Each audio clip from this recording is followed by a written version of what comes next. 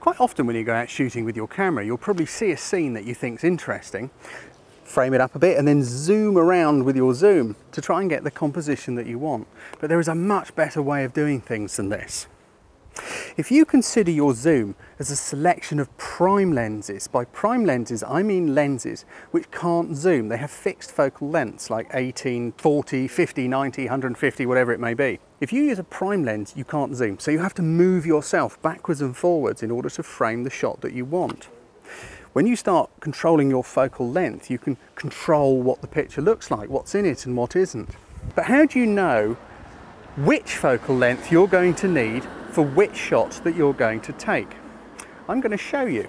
But to do so, I'm going to need a nice, friendly, helpful assistant called Natasha. Hello, Nat. Hi. Hello. This is Jane's daughter, Natasha, and she's kind of, well, I guess I'm your evil stepdad. Am I that bad? Oh, I can put up with you, Mike. Oh, she's sweet. Right, Nat, could you come and stand here for a mo? Okay. Just about, go that way a little bit. There we go, perfect. Supposing Natasha and I were standing, I don't know, in the garden or something rather than in the street, which is a little odd. I might just think, oh, there's Nat, that'd make a nice picture, stand there and zoom around, and I'll just sort of zoom in and out like that and take a picture, and it's going to be okay, but I could get a better result if I chose the focal length for the shot. I'm going to show you a little exercise here, which I would like you to repeat afterwards. What I'm going to do is take the same picture of Natasha over and over again, but at different focal lengths, so you can see what happens to the environment around her. Now, this is going to involve a bit of lens changing and fiddling around, so you may have to bear with me for a minute. Nat, can we go over here?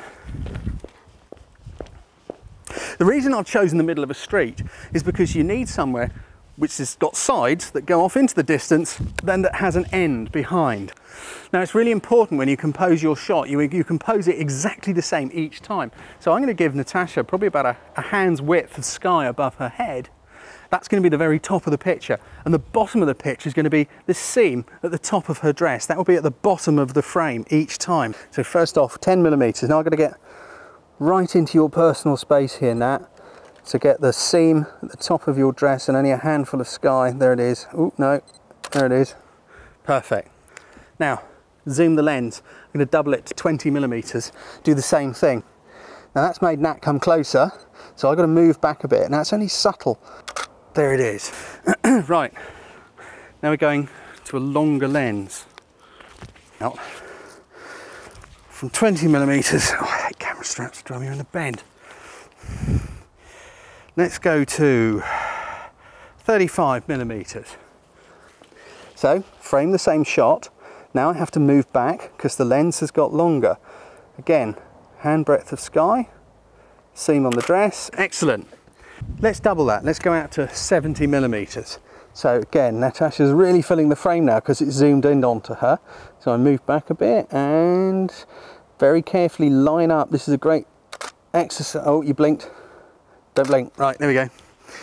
Right, now we want to go out further. I'm going to have to change the lens because the next set of focal lengths go out a long way. We're going to go from 10 millimeters right out to 500. That means I'm going to use a whopper of a lens.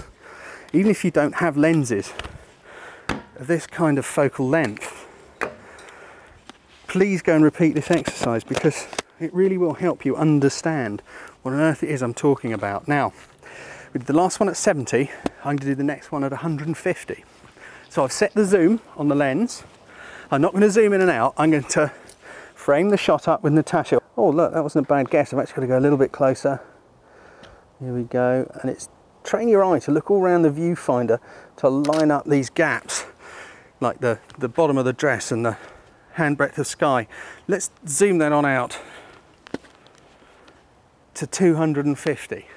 Again, Natasha will have come closer in the lens, so I've got to move back to get the same shot. Here we go, line up the elements, the gap at the top and the seam on the dress. And then finally we're going to go all the way out from 250 to 500 millimeters. So I'm moving back again. The environment behind Natasha is changing with each of these shots. And this one, I promise, you would never know we were standing in a street.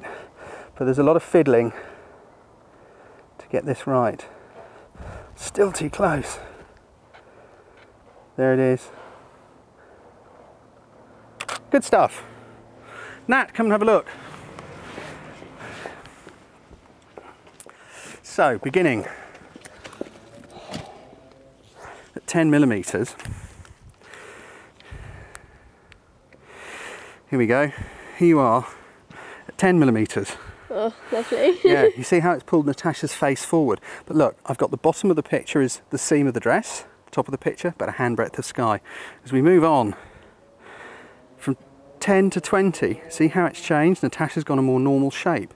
Also, look, the cars have the cars and the houses have jumped forward as we flick between them. Moving on out from there, I think we went to 50, which is a much more normal looking Natasha. As we move on through, oh, we want the other camera, because we're now out to 100 or so. Do you see how everything's starting to take a step forward each time we extend the focal length? Until now, you don't know you're in a street, and we get to the very last shot. There's no hint of a house or anything. We've just got a clear grey background, which is actually the tarmac of the street as it goes off up the hill in the distance. This is all you need to do. It doesn't matter what you practice this with. If you don't have a Natasha to take into the street, just put your camera bag on a table in the park or something like that and take the same shot over and over again, changing the focal length and moving back so that you get the idea of what's going on to the environment, and then look at all the pictures one after the other. This isn't just the realm of a digital SLR.